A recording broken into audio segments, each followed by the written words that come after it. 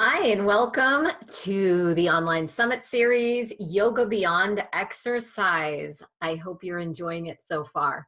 Today's guest is Ginny Whitelaw. Ginny is a Rinzai Zen master and founder of the Institute for Zen Leadership. For more than 25 years, she's developed whole leaders worldwide through focused leadership. She also co-developed Phoebe, a validated personality test linking mind and body and behaviors. Formerly in charge of integrating NASA's space station program, she has a degree in physics, a PhD in biophysics, and a 5th degree black belt in Aikido. She's the author of 4 books, including her latest, Resonate. Welcome to the summit, Ginny. Thank you so much for coming on and being with us today. Good to be here. Yeah. So Ginny, could you start by sharing a little bit about how you got into Zen? I think your story is so relevant and so interesting, and it will, get people who don't know you so well to be more familiar with who you are. Yeah, it's funny how we find our life, but what led me to Zen was initially when I was in college, I was taking night classes, and women at the campus of where I was attending were being attacked in like in stairwells and stuff. And I thought, whoa, I need to take a self-defense class. And so I did. And the teacher said to me at the end of the class, this is actually, if you're interested in this, more than the work of one day. You should come and train in martial arts. So I thought, well, okay, I'll do that. And I started training in martial arts, went to graduate school where I met a world-class Aikido teacher, Fumio Toyota.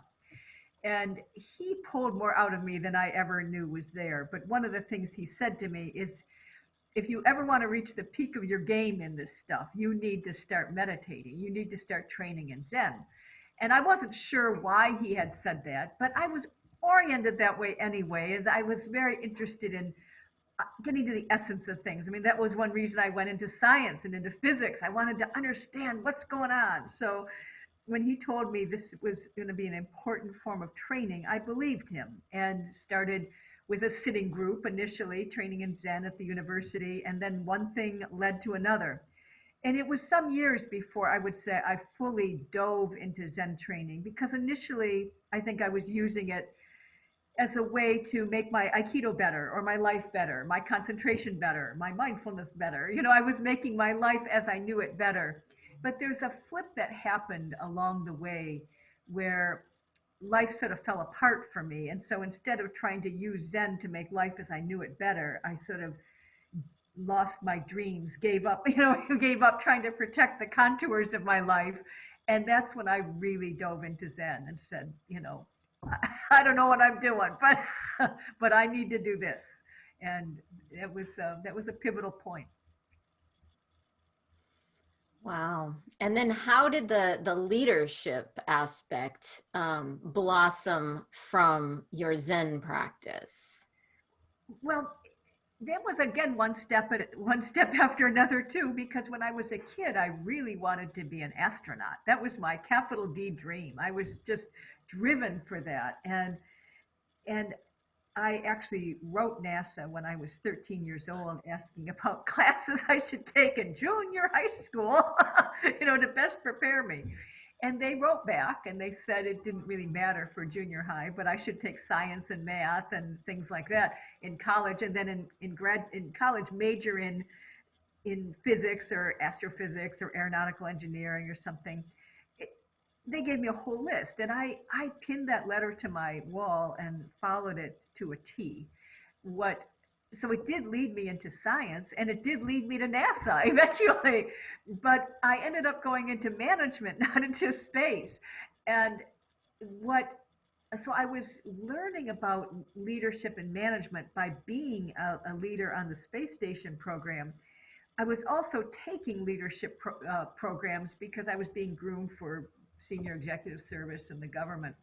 And as soon as I got into them, I could tell like something was missing, because leadership was being taught purely cognitively or behaviorally, and it didn't really address the body. at all. And I knew from all my martial arts and Zen training that the body is how you change the mind. By training the body different ways. I mean, as you know well, from yoga, you change the mind. You can set it free through physical training. But that wasn't the way leadership was being addressed. And so I had this, it was gnawing on me that somehow this might be my work to do. And I thought, this isn't my work to do. I'm supposed to be an astronaut. But eventually, as I said, my life fell apart. That dream fell apart. And, and, uh, and it became clear to me I needed to listen to life and figure out what my life was really about. And it turned out to be about applying everything I knew from the dojo and from Zen and physical training into everything I was learning about leadership to help resource leaders to operate at a different level. So that became a new calling for me and a new direction to my life. Wow. So when you kind of went into this leadership aspect, what is that part that you were able to access within yourself that you could like trust yourself, to do that? Training in Aikido probably helped a lot. I have to be honest, because in Aikido, you're always learning how to take the fall. Because Aikido is a throwing art. If it's done on mats, and you practice with people. The Aikido techniques are throws, but you also have to learn how to fall in order to practice with people. So there was something in me that knew I could take the fall, that I knew how to get up again. That it was kind of in my bones. I knew how to get up again. There was also a kind of groundedness that said, even if this is a catastrophe, it's going to be my catastrophe. This is, and I didn't have a family I had to take care of at this time. I was just risking my own life, So I really didn't want to live under a bridge. I didn't want to. I had no idea when I left NASA how I was really going to make a living, because I only had like 2 days of work lined up for the rest of my life. But I decided to save up a little bit of money that I thought, well, I can live on this, for 6 months if I have to. And if worse comes to worse, I used to wait tables in college. I'll wait tables, but what I could have followed this dream. and I did. I wanted to write a book, and I wrote the book, and one thing led to another. And which book was that? The book? This book was way back in the 90s. It was called Body Learning: How the Mind Learns from the Body. And I would say on the whole, it was a starter effort. I wouldn't recommend to all our summit participants to run out and get it, because I've written several books since then that I actually would recommend. But the best thing that came from that book, Julie, was that I met Betsy Wetzig. She, somebody who read the book said, you need to meet this person who understands about these energy patterns in the nervous system. And so when I met her and learned about these patterns from her, I could see it made everything worthwhile, because that actually became work that I focused a great deal of attention on in my work with leaders, is how to work with these energy patterns, because they really linked mind and body, exactly that missing link that I had perceived in the leadership programs I was taking back at NASA, because there's a way to look at personality that links mind and body together. And that's what these energy patterns showed us. And then working with my psychologist husband, Mark Kiefaber, we developed an instrument to measure them. So we could have a personality test, but it would link mind and body. And that's something we started bringing into leadership programs and teaching other coaches and leadership development people how to use. So that became a whole avenue for how to work with mind and body as one, which was what I had felt called to do. Wow. So how do we access those patterns? This is a topic of conversation that's come up a lot. Is like when you you're self-aware enough to see that there's patterning, in your life, and you want to shift the patterning, but you're like, how do I do that? Right? Yeah, how do I do that? And there's a lot of good therapeutic means to do that. So I don't mean to say this replaces everything else under the sun, but the ways that I have found so helpful is there's 4 basic patterns in the nervous system. And if you're just listening to or watching this now, you can kind of get a feel for them, because they they run along a scale from really working the extensor side of the body, being very expansive and big, like a big antenna. If you just take your hands to the side of your head and you imagine you're just use 180-degree vision, 180-degree vision, just this big expansiveness. And if you would add a movement, it would be random, expanded, drifting movement. This kind of bigness we call the visionary pattern. It's very extensor side based, and it doesn't use the brake muscles or the flexor side very much. At the other extreme, if you press your hands together and you're sighting down your fingers like your life depended on it, you get into what we call the driver pattern, which is the most sharply focused. And this driver pattern is using a lot of flexor side tension to attenuate energy down to a laser beam of focus. And then in between those two extremes are two other patterns. One is where we're very balanced in the use of flexor and extensor, very balanced in left and right. It's a very precise pattern that is about holding form, we call the organizer. And then if you let up on the brakes a little bit, there's a system can go into oscillation, which is a pattern we call collaborator. It's a pattern of rhythm and vibration that's very easy about connecting people. If you think about a handshake or rocking a baby, this kind of rhythms naturally connect and engage people. So these four patterns, from the big antenna to the engagement of people, to giving things a form, to getting stuff done with some focus, these four patterns are in us. And when one part of the body-mind system goes into a pattern, the rest tries to follow or tends to follow. And just like we have preference around handedness, we have preference for these patterns. And in some of us, it's very strong and clear. And some of us are kind of, I'll call it ambidextrous in the patterns. We're more balanced that way. But to answer your question about patterning, if your go-to pattern isn't working, like if your usual way of working with life is every challenge you face, you push into it, you just lean into it, you get determined and you grit your teeth and you just push and push and push. Well, pause and say there's three other ways to approach this. Is this a time to let go? Is this a time to engage people? Is this a time to just be quiet and look at the steps, or to break this big thorny issue down into piece parts and take it one step at a time?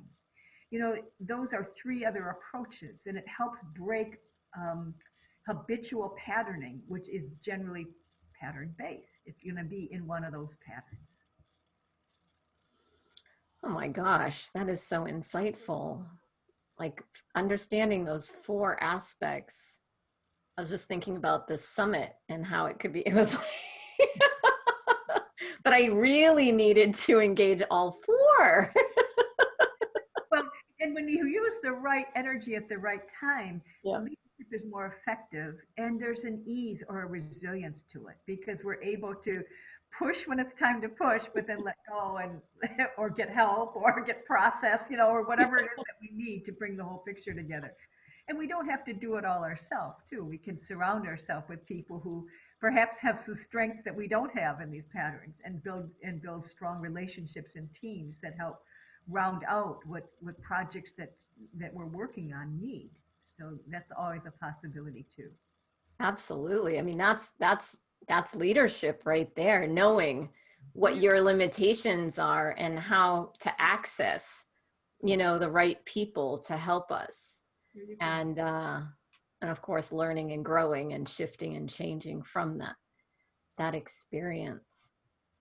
Wow. So then share with us now maybe about your book Resonate, because this is fascinating. I mean, this is one of my favorite topics, and I've been reading your book. So I really appreciate just your knowledge and your clarity and how you're presenting it. So maybe just share with the audience, because this is really transformational. Like, how did you come into this, writing this book, and your journey a little bit, and then to what the purpose of the book is? Yeah, thank you. So those are generous questions. Because I had this background in science and physics, right? And because I had this training in Zen, I probably lit up in a particular way when I was sitting at the dojo one day. We were in a program at the Institute for Zen Leadership. And one of my colleagues, Gordon Greenroshi, had just presented this impassioned talk about climate change. And he was like, why is it so darn difficult for us to change our habits around climate change? Why is it so hard for me to change my habits, you know? And I'm sitting there thinking like, well, habits change through resonance, you know, they're patterned in our body. He made a comment. He said, we have to change how change happens. And instantly the physicist in me lights up thinking, well, you have to change the conditions of resonance. And then the Zen teacher in me lights up saying, and that's what we do. That's what Zen training does. It changes the resonance of the human body. And that may seem like kind of an exotic thing, like who cares about that? But when you really peel it down, everything happens through resonance. Why? Because that's how energy changes form. And we don't always look at it at that level, but that's what's going on. So when you and I get into a really connected conversation, we really are literally getting on the same wavelength. When we're able to have influence across a wide span of people, we really are getting them to resonate with us, you know, influence in leadership. So to resonate at its most fundamental level is to vibrate with. You might think, vibrate with. Well, you know, we don't really think about leadership as cozying up with each other so we can vibrate. And yet, and yet, um, these vibrations, subtle as they are always going on. And we're aware of some of them in us. You know, you're aware of many of the vibrations of our own mind body system. For example, inhale and exhale, or our heartbeat, or our brain waves, or our cycle of waking and sleeping. If you plotted this out on time, you'd see a cycle, you'd see vibrations. But truly, we are nested vibrations within vibrations within vibrations. And what happens in the human body is that we become a resonant instrument. That's a way of thinking about leadership, is that we vibrate with the energy around us. Those would be called our senses. You know, by the energy we can sense, we're taking it in, we're literally starting to vibrate with it and converting it into action. So I say leaders turn energy into things that matter, into value that we create. Now, how well do we do that? Well, that depends. That depends. One of the images I sometimes use is like this bell, this little meditation bell. You know, it's a resonator. It's designed to be able to get signals to add up so that if you give it a little stimulus, it rings a nice clear note. Just like you and I do. You know, we get stimulated with our senses and then out comes a clear voice or a clear action. But if our system is clogged with tension and trauma, or if we're, you know, just going through our life experience and our childhood with whatever conflict that gave, or gut punches we've received through life and disappointments or tension we carry, if we're kind of high strung or a little tight or tense, it's as if we dull our resonance, both our sensitivity and our effect. We're both less sensitive, less able to ring with the energy around us. We become less sensitive to it, and our own enactment or ability to create resonance gets dulled. So what the book Resonate is really laying out for people are practices for, if you will, clearing out the socks, you know, to integrate, tune, and tame the system. Getting better. So that as we are in the field of our life and our work and our leadership, we can ring our true note. We can give it our best value. So that's why we say it's the Zen in the way of making a difference. When we're able to naturally vibrate with the conditions around us, and the ones that match us come out in our clear actions, that's what we experience as just living on purpose, leading into our purpose. Our subjective experience of that is one of joy. And there's a kind of resilience to it because we're connected. We're not, you know, I think of it as almost when we get disconnected and we get tense and tight and corpuscular, it's like we're trying to live on battery power and our batteries keep running down. But when we're flowing and connected and in the way of things, with the way of things, a part of the whole and whole in our part, then that flow and harmony becomes our natural condition. And it can just come through us rather than, if you will, from us. That condition is much more sustainable, inexhaustible, really. I mean, eventually the body is going to wind down. It's meant to. But we're much more able to ring our true note and make the difference we're here to make. So, what are some key aspects to being able to ring our, pure resonance and our bell? Well, a lot of them are practices that, summit attendees would be familiar with that really integrate mind and body. Because in this integration, we're getting coherent resonance when we can get, I say, the head, the heart, and the Hada to add up. And what's a great way to do that? It's with breath. It's with breath, because breath will help. Breath itself is a frequency. And when it hits, when we're breathing maybe 2 or 3 times a minute, we're hitting a harmonic at which the heart and the brain can cohere. We know from the wonderful research at the Heart Math Institute that at a tenth of a hertz, or you'd say once every 10 seconds, there's a natural rhythm where the heart and the brain can add up. So they're much more coherent, and the field that is generated around us is much stronger. That nice coherence can be augmented or amplified when the breath is also coming in, like once every 20 seconds or once every 30 seconds. It's like a big bowl that can hold smaller bowls where they can naturally add up. So what's the beauty of cohering in our own system? We send out a stronger signal. It's a larger electromagnetic field. It's a clearer signal. We don't come across as choppy. Versus when we're kind of agitated or spun up or upset, there's a choppiness to it that others can pick up from us, and indeed can be objectively measured when we're in a choppy emotional state, when we're frustrated and anxious and upset. The variability in our heart rhythms it shows jagged incoherence, versus when we're in a very positive state, there's a natural coherence that comes into our heart rate variability. So there's been a lot of measures that have been made over the years about what's good about positive emotions, what's good about meditation, how is that helping our mind-body system? So we know it's not just a subjective change that's happening. It's not just that we feel more calm or we feel more coherent, but we actually are more coherent in the physical signal and field we're emanating to others, and in what we're putting back out there, what others pick up from us.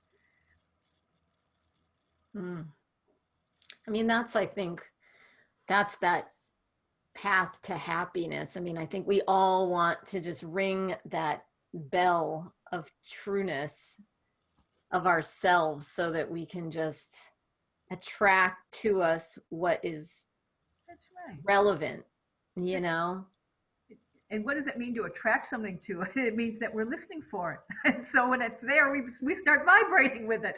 To attract something to us is like tuning a radio knob, so that when that energy is present, we light up. It's physics, and it's completely possible. But then you might say, well, so why don't we always do it? Because we're afraid. We're protecting ourselves. When you look at one of the images we sometimes use to describe Zen is being as a ball on fast-moving waters. So I sometimes will teach my students around this, where if you picture a ball on fast-moving waters, it's just kind of going along with the conditions and naturally accommodating them. So if the water goes faster, it turns a little faster. If the water goes this way, it goes this way, goes that way and that way. Very natural. Now you take a human being and you throw a human being into the fast-moving water, and what do? Wah! Wait a minute, I don't like this water, it's too cold. Oh, there's a rock. Oh, what if there's a drop off? All this stuff comes out. Well, what's that about? It's an ego trying to control what can't be controlled. It's an ego afraid for its life. It's an ego trying to protect us. And we'd be psychotic without an ego, so it's not like the ego is the enemy. But the ego tries to make everything about itself. And so it focuses its attention, and by extension, our attention, on getting its needs met. And basically, if it's not, it kind of has a primitive program around that. If we're not being actively eaten or chased by a saber-toothed tiger, be like, don't change a thing, stay the same sweet person you were in high school, or whatever. Don't change a thing.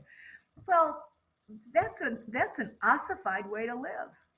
And it makes us, tight. It makes us, it closes down our options over time. If we really live in our comfort zone gets smaller every year until we become like a caricature of ourselves. And we all know, um, maybe some of our older relatives or people who've lived a good long life who are expansive and big and bold and wonderful, and others who are tiny and have a very small range of life.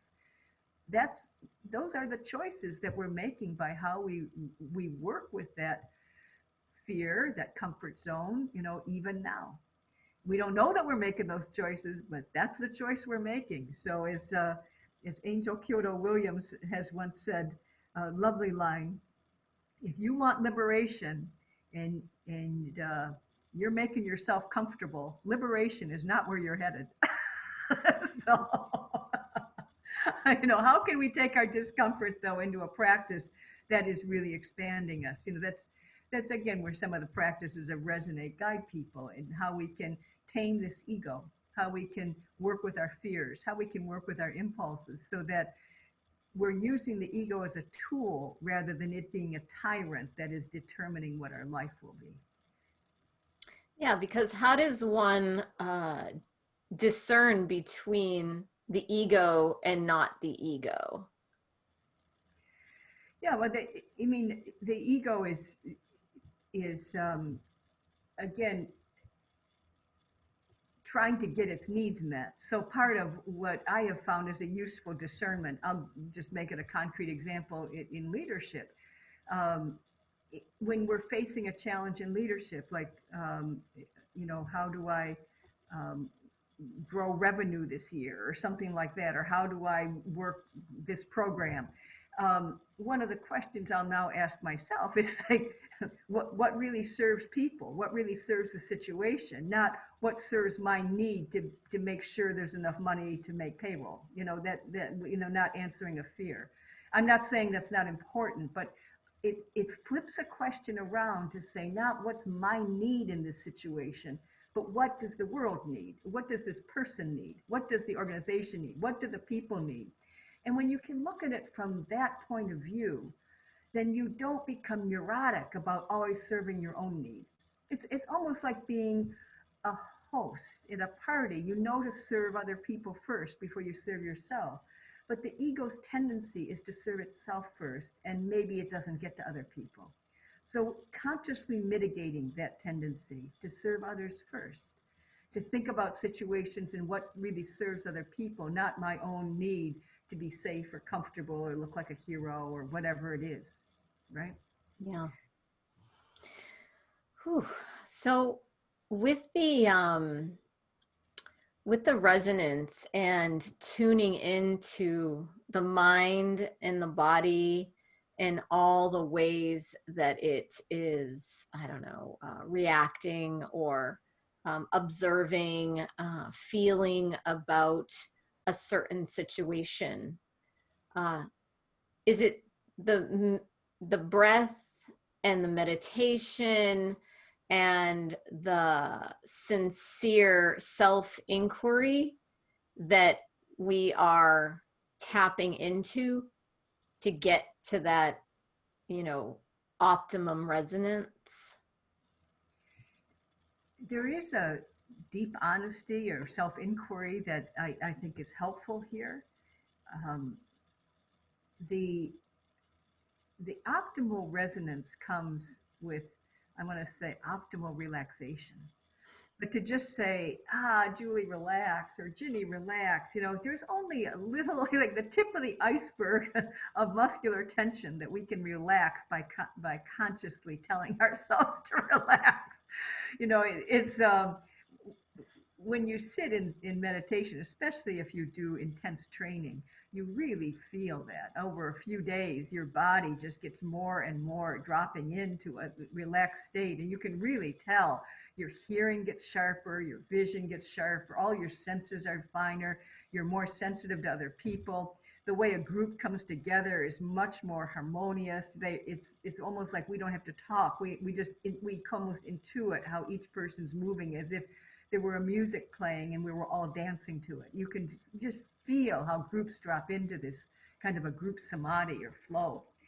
And this doesn't just happen in Zen training, but it does happen there. And it happens, I mean, these are these kind of similar flow conditions are what they also write about for SEAL teams, you know, and how to drop into a flow state before they engage in some, you know, death-defying mission.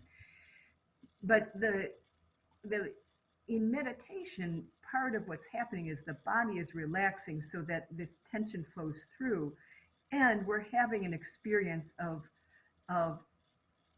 self that is not the usual suspect corpuscular self. It's redefining our experience of who we are. What do I mean by that? You know, we can look at our self in our skin or this meat suit or whatever, and we have some sense about, oh, this is who Ginny is, or this is who Julie is, or this is who you are listening to this. But that is not the totality of who we are. That is sort of the physical resonator that we get to play this round of life with, but it doesn't capture the energetic or subjective qualities of our experience. So what else is there? And I mean, that becomes, if you will, the spiritual question of ages, and every religion and spiritual tradition will have its own answers and practices for accessing that dimension of us. But what Zen opens us up to is a direct experience of being the whole picture. Whereas my Zen teacher's teacher would put it, the true human body is the entire universe. Hmm. Now, I don't ask anybody to believe that.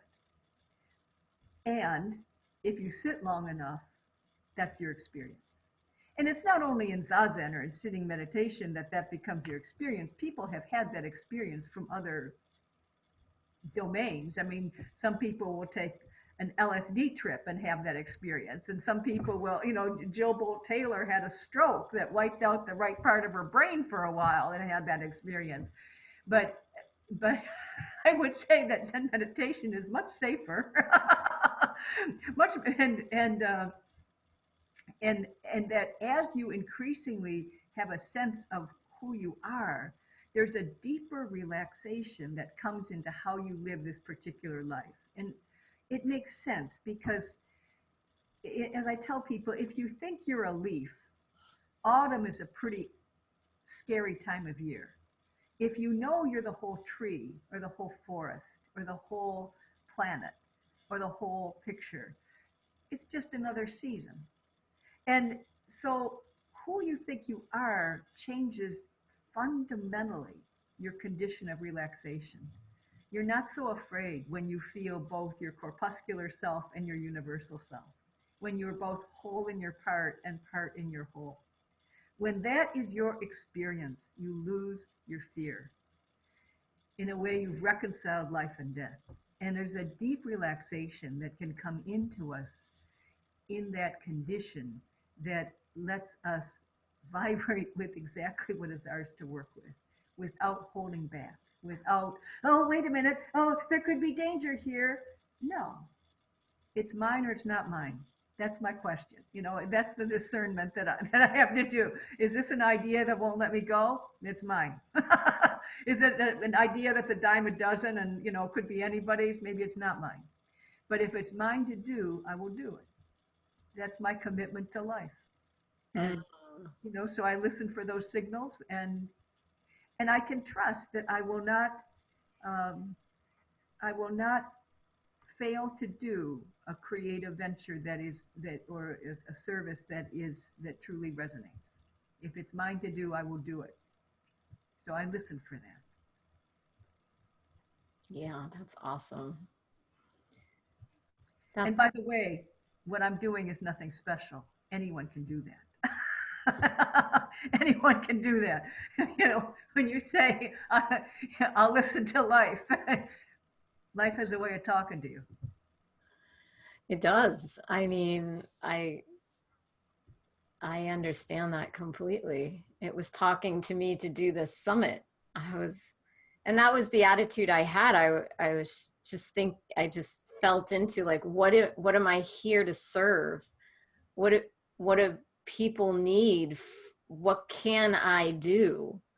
And then it was like, poof, I can do this. And now I'm doing it. And it's awesome because individually, right? So we're all having a different experience, for instance, of this summit. And I have my own story, because it's part of my field and how I'm experiencing all the moving parts and things. I was saying to someone yesterday, it's been the biggest growth, my internal growth. It's just lovely because it's bringing up so much. And I'm listening to all, to you and to different people talk about all these ways that I can become like more resonant, using your words, to like the life I want to live. And it's like, oh yeah, okay, I'm going to do this, and just allow it to be. So life is talking to us all the time. Well, and especially the more we listen. It's always striking to me how when because attention is very specific. We there's so much energy available, but we have a thin little straw of, conscious attention. What do they say, 126 bits a second or something? So we're kind of taking reality in through a very narrow channel. And what we choose to pay attention to, we get that energy, right? So, but the more we tune into something, the more we get more information about it. And that's why they say follow your passion, because you'll keep giving more energy to it, and those things will tend to arise because you're, if you will, on that frequency. You're listening for it. It's like when you get interested in a certain kind of car, you start seeing that car everywhere, because you've primed your nervous system to point that one out when it shows up. Or if you're interested in a certain topic, you start learning more and more resources about it. This happened to me when I started getting much more interested in climate change, and suddenly I was getting climate change information everywhere. It was like, was this stuff available before and I just missed it? Yes. Yes, that's exactly what was happening. So, and you feeling into what this time needed and coming up with this wonderful summit is the same kind of thing. It's this sense of listening, and then what's my part. But as you yourself have experienced, ideas are simple, but executing them takes so much effort. So it has to match you as a person for it to maintain and contribute to your resilience and your energy, rather than just exhaust us, right? Absolutely. So that reminds me of what you mentioned earlier about the Hada, because that is something I've always heard about from the Zen tradition, but would love to hear from you about that. I know it's similar to what they talk about in other modalities, for instance, maybe chi or prana, in that sense. So maybe you could share with us a bit about the Hada. Sure. Hada is a Japanese word, and it's talking about the lower abdomen, the area that is below the belly button, but this lower abdomen area, I'd say from the pelvic floor up to the just below the diaphragm, and this area is in, has a lot going on. We'll say a lot going on. It is a center of consciousness. A billion nerve cells are down in the enteric nervous system. Also, the neurons for controlling movement, getting us walking in gravity, figuring out how to stand up in gravity and walk our legs. That's all being controlled from this area. In the Eastern systems, it's associated with the lower two chakras. So it's associated with survival and sexuality and power. There's um, a lot of energy in this center. And in the Chinese and Japanese systems, it's also called the Tantien or Tanden, sometimes is pronounced. Um, why it's so powerful in the martial arts is that's where the power is. That motions that are centered in this lower abdomen become full-bodied, fully integrated movement, as opposed to trying to throw a punch from a shoulder or sticking your head out or something which is not fully integrated. It's just one part of the body acting on its own.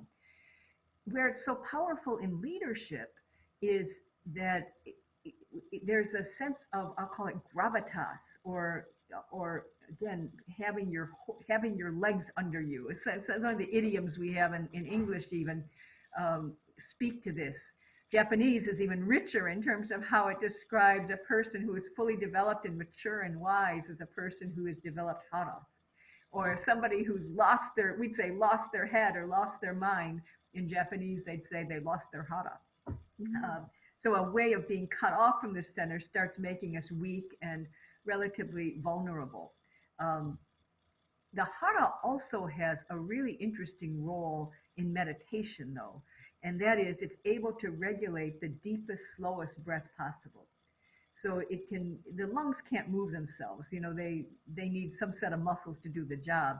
And if the muscles in the chest are doing the job, they have to, do it quite often because they're only filling the top parts of the lungs. Even if we start to engage the diaphragm, it still has to work at a higher frequency than when the whole process is being regulated from, and that's what the hara can do. Can regulate from underneath and create almost like a vacuum that sucks air down to the bottom of the lungs and fully expelling it. So it helps us reach the most stable, cleansing breath possible. And in part because it was our earliest developing nervous system, it sends a lot of signals up to the brain. And a lot of those signals are very useful for cutting discursive thought. So like when we get lost in our head and lost in our thoughts and all that junk that goes on in our brain, the Hada has a way of just saying stop, cutting through it. And so it's very useful, a very useful friend in meditation. And we are quite intentional in my line of Zen training in cultivating it, in breathing to and from this area, setting the Hada so that we can have a deep, long, slow exhale. And when you breathe deeply into the Hada that way, it's much more conducive to that samadhi condition that I was talking about earlier, where you experience a different sense of self. It's much more conducive to shutting off the mind. You can't shut off the mind by saying, shut up there, be quiet up there. That's just another noise. That's just another thought. And yet when the breath has come right and the Hada is doing its job, somehow thought quiets down.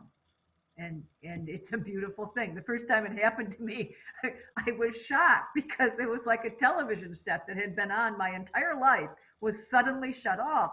And I didn't even know it had an off switch. It was the deepest, most pervasive peace I'd ever felt.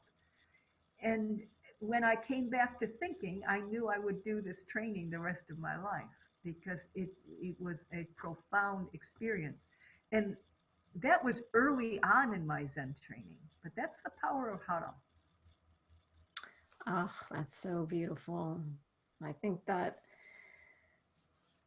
good information, good wisdom for all of us, because it's that connection, that deepest part of ourselves, and that peace that we all seek. Whether we're conscious of seeking it or not, I think we all know that we have access to it, but maybe we've forgotten that we have access to it. Yeah, and in the thing that the Hada reminds us of is what it feels like to be connected before we felt separate. I mean, it's also no accident that it's our umbilical connection, but also that part of us is developing before the ego developed. The ego is not something we're born with. It takes a couple years to develop an ego. And in the chakric sense of things, it's associated with the third chakra. So these lower chakras, this lower center reminds us of our connectedness before we felt separate. And again, it's not that it's our only truth, but it's a deep truth to access. It's almost like our personal connector part, where we can remember what it means to be a part of the whole, even in this physical body. And that's beautiful, because so many people right now and the time that we're in feel disconnected. Right. That's right. And that percolates the fear of our time. It's that sense of separation or disconnection. And as I tell people, first you forget who you are, you forget your connected self, and then you forget how to remember. If you forgot who you are, don't forget how to remember. Find the practices that remind you, because it's exactly as you said, Julie. It's remembering something we already know to be true. It's reclaiming something already in us. It's not acquiring. It's not going out to search. It's not going out to get. It's not adding something new. It's dropping into a truth that we simply forgot. And that's the most liberating Yeah, information, that we already have it. It's here, it's in us, it's natural, it's free. it's free. That's right. There's no excuses. I don't have the money. It's here now. And it's just giving ourselves that opportunity. And just in truth and advertising, in my own life, I would say though, it is free, it is available, it's already a part of us, everything you say. And it took me a long time of practice before I could experience it, before I could really drop into it and own that. Why? Because my own tension was in the way, my own trying to prove myself and be good enough, and all those enoughnesses and all those needs that I had to meet. And not to mention childhood asthma and that traumas from my own childhood and things like that. I had my story. Every person has their story, but it's those, I'll call it socks in the bell, that make it unavailable to us initially. And so in the one way, it's the most natural and easiest thing to access.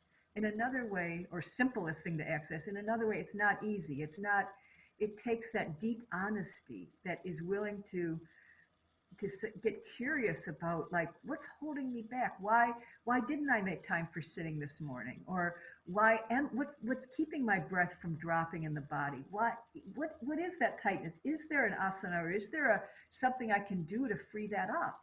How could I make my exhale a little bit longer? That kind of practice takes sincerity.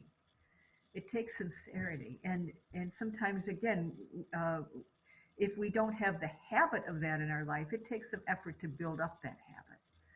Yet, is it worth it? I would say to people, what else do we have to do? This is your life. This is the beautiful instrument you were given to work with. Don't you want to figure out how to use it? That's a great point. This instrument, that's what this is. And it is to be understood and to work with and to utilize. It's what makes this life as a human what it is. It's one of the parts of it, but it's what we have to move around and experience things. It's like a portal of experience for the whole universe, right? With a particular condition that's going to resonate with certain energies. It's a particular kind of instrument, and it's universally connected. So, how do you want to use it? And that's the question that each person needs to ask themselves, right? Because it's going to be different for each person. Absolutely, absolutely. And it is the fundamental question. That's why people like the Dalai Lama would say there are as many religions as there are human beings, because how you bring this differentiated instrument attuned to the way or attuned to the universal is the question of our life. And when you do it, and as you do it, there's enormous joy in it, and you wish everybody could find that joy, right? It's true. Books. Or hold summits, right? Yeah. It's true. When I realized all of this, I was like, felt like I was on the mountaintop, like, hey, oh my God. And then I also realized that not everybody is ready at the same time. And that was a part of my journey, is letting go of needing to put my system of beliefs onto other people. Absolutely. Absolutely. Yeah, and even if we look at ourselves truly and honestly, all parts of myself aren't ready to change at the same time either. So some parts get it right away, and some parts are the real holdouts. So it's a patient process within ourselves and within our teaching with others. It's a patient process. That's actually a good point, because there are parts of us that are ready and other parts that aren't. And I didn't know that. So I thought when one part was ready or done or whatever, that was it. And it was like, oh God. And that then another one would show itself. And I think, I thought I was done. And Oh, I thought it was so past this. oh God. I So know. It's so that hard. piece is very important, I think, for us to bring up right now. How we are many parts of a whole. There's aspects of ourselves that will come on board Yeah, until all the parts that's right. That's are right. resonating. And you can feel it in your body too. When you do yoga, usually one side feels different than the other side. Right doesn't feel exactly like left, or oh, I've got something in the lower right back, or we feel a certain particular part of the body has let go and another part has not let go. So again, you can get curious about that. What's holding it back? We've generally treat muscular tension as being somehow wholly different from other tensions in our life, but they're not wholly different. It's all related. It's all connected in some ways. And oftentimes things will open up in big ways psychologically and physically at the same time. It's one of the beauties of ask any body worker, right? People who do physical work on the body are often freeing people's mind at the same time. Yeah, and yoga, we talk about the mind and the body connection all the time. Like where your thoughts go, the energy in the body is going to go, and vice versa. It's like banging on the pipes from the outside. You can just bang, bang, bang, right? Moving, doing asanas, and when you integrate the two, things happen very quickly. That's right. That they very much can. When you really bring the inner energy and the outer together, you get, again, a coherent resonance. You get the energy adding up. Yeah. Yeah. And that's what we want, right? We want all the energy adding up and working together and expanding and enjoying and relaxing and serving. I think that's also something that's such a natural part of being human, is that we really want to give good service to our fellow, mankind, womankind. We want to have that purpose. We talked about that. That's right. I don't think there's a person alive who would say they achieved their life purpose by meeting all their personal needs. That's it. you know, it's like versus the sense that we get when we can empower others or do for others. I mean,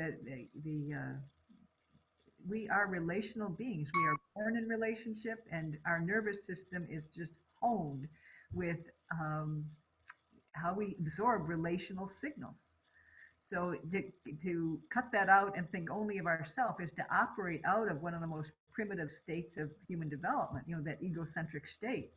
It's a natural state when you're 5 years old, but it's not natural for adulthood. Yeah. It's regressive. It's regressive, and when you're regressed, it means there's something rigid and stuck that's holding it in place, which means energy's not flowing, which means you're not resonating. Yeah. And that actually is why it's important to move the body.